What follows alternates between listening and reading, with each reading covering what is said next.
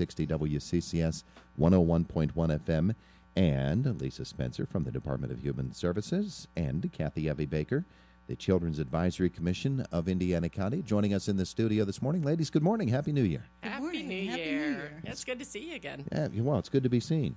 Yeah. We are beginning of the new year, but we're extending an old thing, I guess, is one way to put it. The Speaks Up survey still going on, huh? It is. We're kind of just trolling a little bit and trying to get more people to join us, take the survey.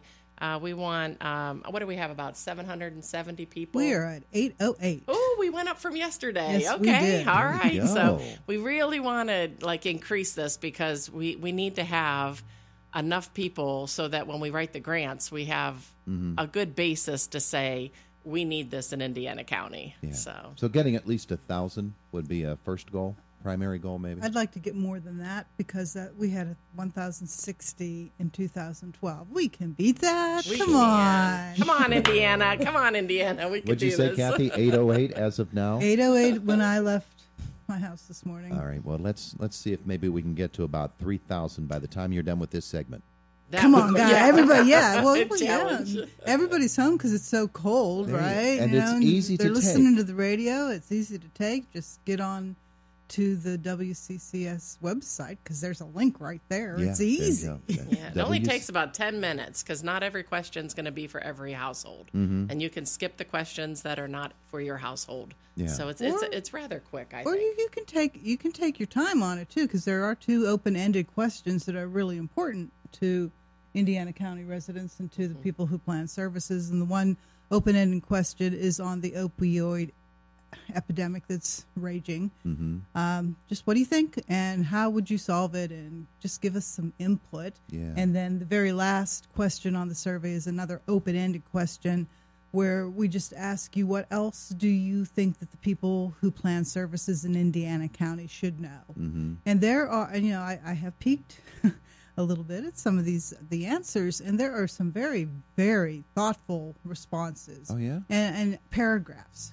I mean, and so, yes, it doesn't take that long to do, but if you want to take some time and answer those open-ended questions, we would appreciate that. Absolutely. Yeah. Maybe once the survey is complete, we can review what some of those responses were. Those would be very That would interesting. be great. I think we could come back here, and Kathy and I were talking, maybe we could plan a community event to Sure. have people come out and be part of it so we Sure. can put it all on display. I think that would be great. Okay, last time we were here, Yes. we gave a challenge to the men of Indiana County because we were seeming to get more women of Indiana County responding. And it was so funny. As soon as we had made it back to our office, we had a gentleman call, and he said, I just heard the challenge, and I want my survey. And Oh, we mailed yeah? him out a survey, and so that was really funny. So we're going to keep that challenge for the guys. Yeah.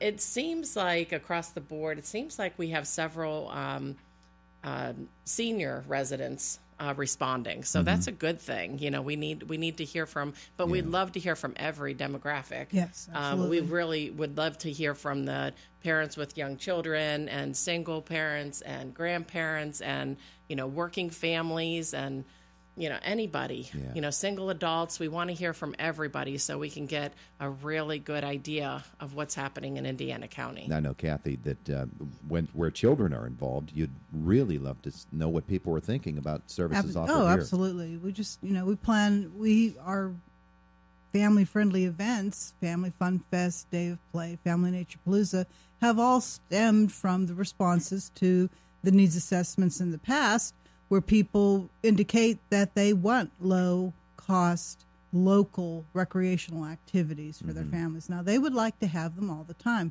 and so would we if we would have the budget to do a Family Fun Fest every month. Well, you don't have that. But still, that opens the door to other agencies who may have some kind of programs that they can offer on a weekly or bi-weekly basis. So please, answer the questions about children, answer the questions about families. Let us know what you need. Yeah. So the Speaks Up survey deadline has been extended. What is it now? To the end of January. To the end of this midnight. month. January 31st. Midnight January 31st. But don't procrastinate. Okay, do it now. Yeah, do it now. Make a new resolution. Yes, resolve to take the survey. And then go walk by the track that's near your house. There you go. And avoid those fast food restaurants. Yeah, and you're right. The easiest way to get it is either to call or just go to our website, wccsradio.com, and there's a direct link to the survey right there. Yes, and you can call our office, too. We'll be happy to mail one out. If you call the 724-463-8200 and just hit extension 3, that'll go to Maureen Pounds, and she'll be happy to mail one out, too, to Now, you. Kathy just mentioned opioid as that one open-ended question. I know at 10 o'clock this morning there's a meeting of the opioid. I'm not going to get it right. It's the opioid drug task force. Oh, it's the drug-free drug-free community. Yeah. And then there's also an overdose task force after that, which is really, really good to sit through. It's open to anybody, and it really is informative, and you learn a lot, too. I love sitting on that, too. Yeah. Okay, so where is that? That's actually going to be, I can't go today, but I think it's at the fire station out by the mall. That's right. Here's the announcement, the Indiana West Station, beginning at 10 so o'clock the this morning. 10 to 12 is actually the DFC meeting, and then noon to 2 is the overdose task force meeting. Okay. So those are good really to be part important, of. and both are open to the public. Anybody can go, right? Yes. They would love to have anybody show up. Okay. Yes. And so also what I wanted to talk real quickly about is our point in time surveys coming. Our point in time count is here already. Wow. And that's on January 24th. That's a Wednesday evening, and we'll go into Thursday morning. And I pray that we do not have anybody outside now. It is too cold to be outside. Yeah.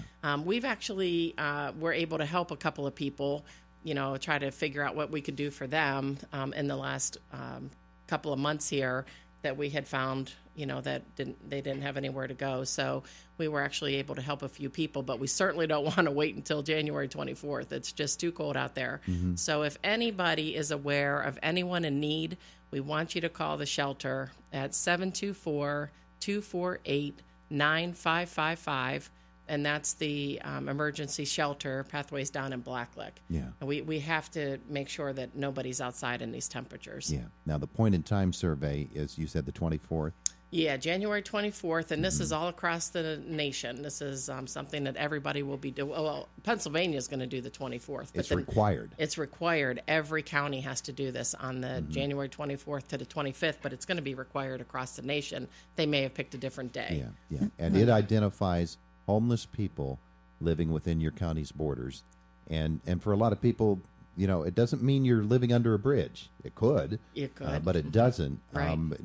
There's a problem right away with defining what is a homeless person, because people might not consider someone to be homeless when they really are. Right. And what's really tricky, what's really tricky is HUD does not define homeless as when you're kind of doubled up together, when you have friends sleeping on your couch or your floor or whatever, just to get out of the cold.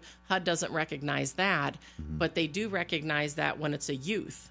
And so the youth count is it's so bizarre how HUD comes up with all this, but the youth count is from 18-year-olds to 24-year-olds. They're really doing a big push to try to find how many youth are homeless. So if we have people who are doubled up who are, single youth, then we can use them, to see if we can go out and get the information. It's just a quick little, well, it's not quick. There's several pages to the assessment, and then we'll try our best to figure out where to have them go for the night and then get them into services. So. Now, I remember last summer, I believe it was, when we had a flood during a rainstorm, and somebody was sleeping in their car and actually had to be rescued by firefighters because the floodwaters were rising up. Wow. Is somebody who is living basically in their car, are they considered homeless? Yes, anywhere that's unfit for human habitation. So parking garage, if you're sleeping in a car in a parking garage or on the street, if you're out on the street, if you are in an abandoned building,